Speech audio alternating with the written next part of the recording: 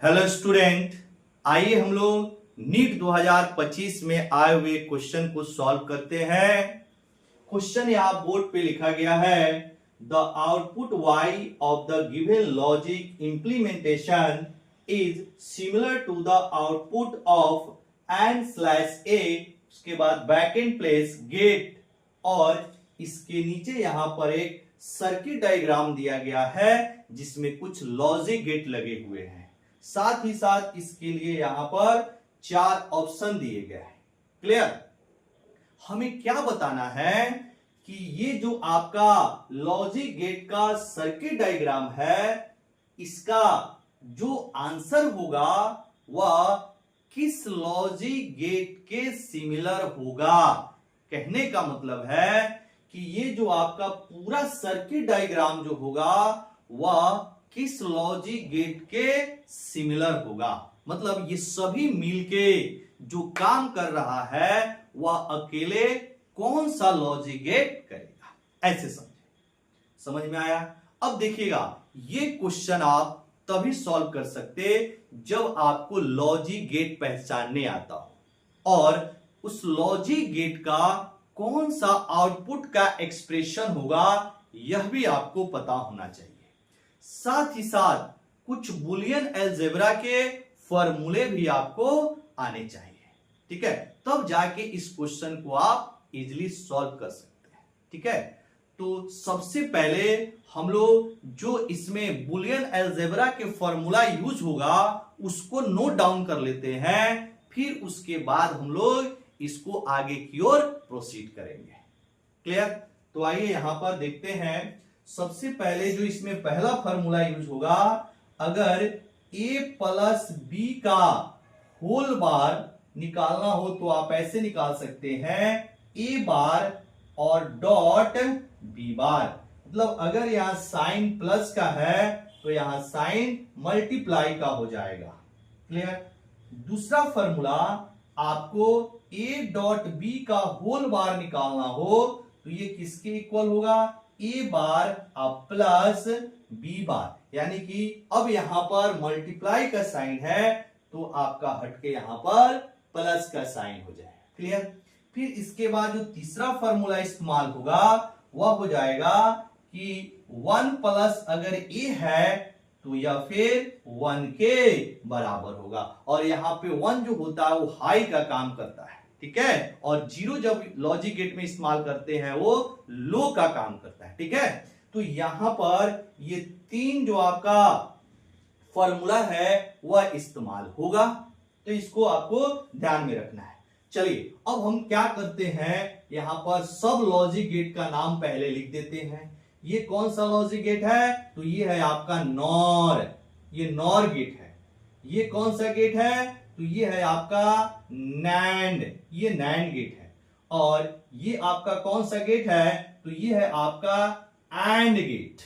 ठीक है, चलिए अब अगर हम लोग नॉर गेट को इनपुट ए और बी दे रहे हैं, देखिएगा इस नॉर गेट को कौन सा इनपुट मिल रहा है, ए और बी मिल रहा है। तो जब नॉर गेट को इनपुट ए और बी मिलता है तो नॉर गेट जो आउटपुट देता है वह ए प्लस बी का होल बार देता है। ठीक है, ये आपको याद रखना होगा। अब फिर से देखिएगा, अगर नैंड गेट को ए और बी इनपुट दिया जाता है, नैंड गेट को इनपुट ए और बी दिया जाता है तो वो कौन सा आउटपुट देगा, तो इसका आउटपुट हो जाएगा ए डॉट बी का होल बार। क्लियर? यानी कि नैंड गेट कौन सा आउटपुट दे देगा, ए डॉट बी का होल बार, और नॉर गेट कौन सा आउटपुट दे देगा, ए प्लस बी का होल बार। ठीक है, अब ये जो आपका दोनों आउटपुट है वह एंड गेट के लिए किसका काम करेगा, इनपुट का काम करेगा। नहीं, कहने का मतलब है जो नॉर गेट का आउटपुट है और जो नैंड गेट का आउटपुट है वह एंड गेट के लिए इनपुट का काम करता है। ठीक है, करता नहीं है मतलब यहां पे कर रहा है। ठीक है, अब देखिएगा, अगर नैंड गेट को आप ए और बी इनपुट दे रहे हैं, अगर आप एंड गेट को ए और बी इनपुट दे रहे हैं तो एंड गेट क्या करता है, दोनों को मल्टीप्लाई कर देता है। ठीक है, तो यहां पर इस एंड गेट को ए प्लस बी का होल बार मिल रहा है और ए डॉट बी का होल बार मिल रहा है इनपुट। तो ये एंड गेट क्या करेगा, ये कैसा आउटपुट देगा, तो ए प्लस बी का whole bar dot A dot B का होल बार। क्लियर, यही आउटपुट हो जाएगा जो आपका इस फाइनल सर्किट डायग्राम का आउटपुट होगा।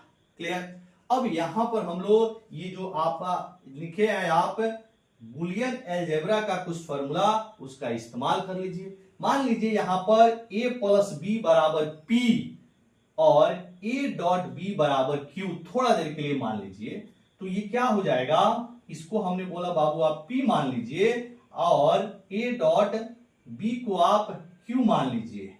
ठीक है, तो ये क्या हो जाएगा, p बार डॉट q बार। तो क्या आप आसानी से यहां पर जो फॉर्मूला है ये वाला फॉर्मूला ऊपर वाला यूज कर सकते हैं। ये क्या हो जाएगा, अगर आप इसको p बार डॉट q बार लेंगे तो कितना हो जाएगा बाबू, ये आपका बन जाएगा p प्लस q का होल बार। अब p आप किसको माने हैं, a प्लस b को माने हैं, नहीं तो अब आपका जो आंसर आएगा वो क्या हो जाएगा, a plus B plus a dot B का होल बार।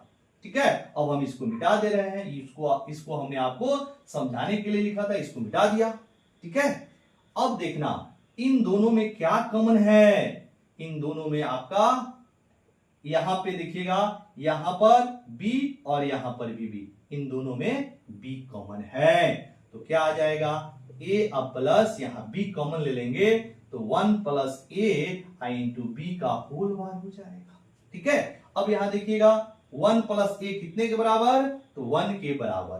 तो यहां पर क्या हो जाएगा, a प्लस 1 इंटू b, क्या हो जाएगा b और सबका होल बार। ठीक है, अब देखना a प्लस b किस गेट का आउटपुट होता है, तो वह नॉर गेट का आउटपुट होता है। समझिएगा यहां पर अगर आप नॉर गेट को a और b इनपुट दे रहे हैं तो ये कैसा आउटपुट देगा, a प्लस b का होल बार देगा।